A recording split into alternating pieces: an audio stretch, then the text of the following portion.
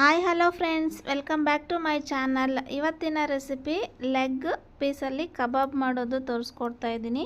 ತುಂಬ ಟೇಸ್ಟಿಯಾಗಿರುತ್ತೆ ಫ್ರೆಂಡ್ಸ್. ಹಾಗೆ ಮಕ್ಕಳಿಗೆಲ್ಲ ಲೆಗ್ ಪೀಸ್ ಅಂದರೆ ತುಂಬ ಇಷ್ಟ ಆಗುತ್ತೆ ಅಲ್ವಾ. ಸೊ ಹೇಗೆ ಮಾಡೋದು ಅಂತ ನೋಡೋಣ.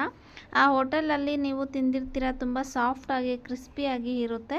ಸೊ ನಾವು ಮನೆಯಲ್ಲೇ ಮಾಡ್ಕೋಬಹುದು. ಮನೆಯಲ್ಲಿ ಇರುವಂತಹ ಇಂಗ್ರೀಡಿಯೆಂಟ್ಸಿಂದ ಹೇಗೆ ಮಾಡೋದು ಅಂತ ಹೇಳಿ ತೋರಿಸ್ಕೊಡ್ತಾ ಇದ್ದೀನಿ. ನಾನಿವತ್ತು 1 kg ಚಿಕನನ್ನು ತೊಗೊಬಂದಿದ್ದೆ. ಲೆಗ್ ಪೀಸ್ಗಂತ ಹೇಳಿಬಿಟ್ಟು ಹಾಕ್ಸ್ಕೊಬಂದಿದ್ದೆ. ಸೊ ನೀಟಾಗಿ ವಾಶ್ ಮಾಡಿ ಇಟ್ಕೊಂಡಿದ್ದೀನಿ. ಈಗ ನಾವು ಮಸಾಲ ಪ್ರಿಪೇರ್ ಮಾಡ್ಕೊಳ್ಳೋಣ. ಒಂದು ಮಿಕ್ಸಿ ಜಾರ್ ತೊಗೊಂಡಿದ್ದೀನಿ. 4 ಲವಂಗನ ಸೇರಿಸ್ಕೊಳ್ತಾ ಇದ್ದೀನಿ. ಹಾಗೆ 1 ಇಂಚು ಆಗೋಷ್ಟು ಚಕ್ಕೆನ ತೊಗೊಂಡಿದ್ದೀನಿ. ಸೊ ಪೆಪ್ಪರು, ಕಾಳು ಮೆಣಸು ಅಂತೀವಲ್ಲ, ಸೊ ಅದನ್ನು ಒಂದು 10 ಕಾಳಾಗಷ್ಟು ತೊಗೊಂಡಿದ್ದೀನಿ. ನಾನು ಮಾಡ್ತಾ ಇರೋದು 1 kgಗೆ.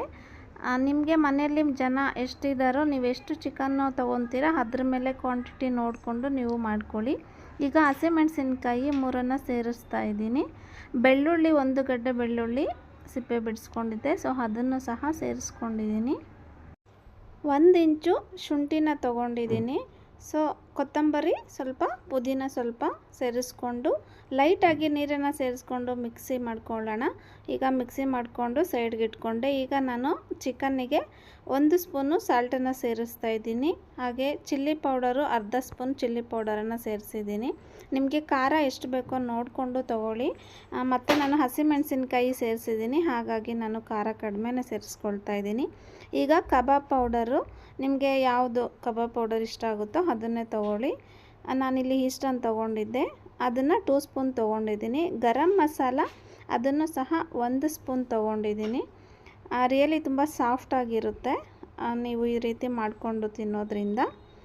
ಈಗ ನಾನು ಫುಡ್ ಕಲರನ್ನು ಸೇರಿಸ್ತಾ ಇದ್ದೀನಿ. ಇದು ಪೂರ್ತಿ ಆಪ್ಷನಲ್ಲು ಫ್ರೆಂಡ್ಸ್. ನಿಮಗೆ ಬೇಕಾದರೆ ತೊಗೊಳ್ಳಿ, ಬೇಡ ಅಂದರೆ ಸ್ಕಿಪ್ ಮಾಡಬಹುದು. ನನಗೆ ಮಕ್ಕಳಿಗೆ ತುಂಬ ಇಷ್ಟ ಫುಡ್ ಕಲರು, ಸೊ ಕಲರ್ ಆಗಿರಬೇಕು ಅಂತ ಹೇಳಿ ಅದಕ್ಕೋಸ್ಕರ ಸೇರಿಸ್ತಾ ಇದ್ದೀನಿ ಅಷ್ಟೇ, ಜಸ್ಟ್ ಆಪ್ಷನಲ್ಲು. ಈಗ ನಾನು 1 ಮೊಟ್ಟೆನ ತೊಗೊಂಡಿದ್ದೀನಿ.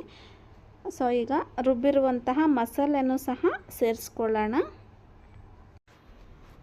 ಚೆನ್ನಾಗಿ ಮಿಕ್ಸ್ ಕೊಡಬೇಕು ಒಂದು ರೌಂಡು. ನೀವು ಎಷ್ಟು ಚೆನ್ನಾಗಿ ಮಿಕ್ಸ್ ಮಾಡ್ತೀರಾ, ಸೊ ಅಷ್ಟು ಚೆನ್ನಾಗಿ ಬರುತ್ತೆ ಇದು ಕಬಾಬ್ ಅನ್ನೋದು. ಲೆಗ್ ಪೀಸಲ್ಲಿ ಕಬಾಬು ಯಾರಿಗೆ ಇಷ್ಟ ಆಗುತ್ತೆ ಪ್ಲೀಸ್ ಕಾಮೆಂಟ್ ಮಾಡಿ ತಿಳಿಸಿ. ರಿಯಲಿ ನನಗಂತೂ ತುಂಬ ಇಷ್ಟ ಆಗುತ್ತೆ. ಕೆಲವೊಂದು ಹೋಟೆಲ್ಸಲ್ಲಿ ನೋಡಿರ್ತೀರ ನೀವು, ರೋಡ್ ಸೈಡಲ್ಲೆಲ್ಲ ಕೊಡ್ತಿರ್ತಾರೆ, ಬಟ್ ಅಷ್ಟು ನಮಗೆ ಒಳಗಡೆ ಎಲ್ಲ ಸರಿಯಾಗಿ ಬೆಂದಿರಲ್ಲ. ಅದಕ್ಕೆ ಮಸಾಲೆನ ನಾವು ನೀಟಾಗಿ ಸ್ಪ್ರೆಡ್ ಮಾಡಿಕೊಂಡು ನಾವು ಕಲಿಸ್ಕೊಳ್ಳೋದ್ರಿಂದ ನೀಟಾಗಿ ಮಸಾಲೆ ಎಲ್ಲ ರೆಡಿ ಆಗುತ್ತೆ. ಸೊ ಇದನ್ನು ನಾನು ಟೈಮ್ ಇತ್ತು ನನಗೆ, ಹಾಗಾಗಿ 2 ಅವರ್ಸು ನೆನೆಸಿದ್ದೆ. ಸೊ ನಿಮಗೆ ಟೈಮ್ ಇಲ್ಲ ಅಂತಂದರೆ ಜಸ್ಟ್ ಒಂದು 1/2 ಅವರ್ ಆದರೂ ನೆನೆಸ್ಕೊಳ್ಳಿ. ಎಷ್ಟು ನಾವು ನೆನೆಸಿರ್ತೀವೋ ಅಷ್ಟು ಚೆನ್ನಾಗಿ ಬರುತ್ತೆ ಕಬಾಬು. ಸೊ ನೋಡಿ, ನಾನೀಗ 2 ಅವರ್ಸ್ ನೆನೆಸ್ಕೊಂಡಿದ್ದೆ. ಈಗ ತೆಗ್ದಿದ್ದೀನಿ. ಎಣ್ಣೆ ಬಿಸಿ ಮಾಡೋಕ್ಕೆ ಇಟ್ಕೊಂಡಿದ್ದೆ ಸ್ಟವ್ ಮೇಲೆ. ಸೊ ಎಣ್ಣೆನೂ ಚೆನ್ನಾಗಿ ಕಾದಿದೆ ಫ್ರೆಂಡ್ಸ್. ಈಗ ನಾವು ಒಂದೊಂದಾಗಿ ನಿಧಾನಕ್ಕೆ ಬಿಟ್ಕೊಳ್ಳೋಣ. ನೋಡಿ ಎಷ್ಟು ಚೆನ್ನಾಗಿ ನೆಂದಿದೆ ಅಂತ ಹೇಳಿ. ಹೇಳಿದೆ ಅಲ್ವಾ, ಎಷ್ಟು ಚೆನ್ನಾಗಿ ನಾವು ಮ್ಯಾಗಿನೇಟ್ ಮಾಡ್ತೀವೋ ಅಷ್ಟು ಚೆನ್ನಾಗಿ ಆಗುತ್ತೆ ಕಬಾಬ್ ಇದು. ಲೆಗ್ ಪೀಸಲ್ಲಂತೂ ಸ್ವಲ್ಪ ಸಾಫ್ಟಾಗಿ ಮತ್ತು ಒಳಗಡೆ ಎಲ್ಲ ಕ್ರಿಸ್ಪಿಯಾಗಿದ್ದರೆ ತಿನ್ನೋಕ್ಕೆ ಚೆನ್ನಾಗಿರುತ್ತೆ. ಸೊ ಎಲ್ಲವನ್ನು ಸೇರಿಸ್ಕೊಂಡಿದ್ದು ಆಯಿತು. ಈಗ ನೋಡಿ ಎಷ್ಟು ಚೆನ್ನಾಗಿ ಸಾಫ್ಟಾಗಿ ಆಗ್ತಾಯಿದೆ ಅಂತ ಹೇಳಿ. ಮತ್ತೇನಪ್ಪ ಅಂತಂದರೆ ಮೀಡಿಯಮ್ ಸೈಜ್ ಉರಿ ಇಟ್ಕೊಂಡೇ ನೀವು ಮಾಡ್ಕೊಳ್ಳಿ. ತುಂಬ ಹೈ ಫ್ಲೇಮಲ್ಲಿ ಇಟ್ಕೊಂಡ್ರೆ ಒಳಗಡೆ ಎಲ್ಲ ಬೆಂದಿರಲ್ಲ, ಸ್ವಲ್ಪ ಹಸಿನೇ ಇರುತ್ತೆ, ತಿನ್ನಲಿಕ್ಕೂ ನಮಗೆ ಚೆನ್ನಾಗಿ ಅನಿಸಲ್ಲ. ಹಾಗಾಗಿ ಮೀಡಿಯಮ್ ಉರಿ ಇಟ್ಕೊಂಡು ನೀವು ನೀಟಾಗಿ ಬೇಯಿಸ್ಕೊಳ್ಳಿ. ಇದೇ ರೀತಿ ನಿಧಾನಕ್ಕೆ ಬೇಯಿಸ್ಕೊಳ್ಳಿ ಫ್ರೆಂಡ್ಸ್. ಮತ್ತು ಔಟ್ಸೈಡು ಫುಡ್ಡು ತಿನ್ನೋದ್ರಿಂದ ಹೆಲ್ತ್ ಇಶ್ಯೂಸ್ ಆಗುತ್ತೆ.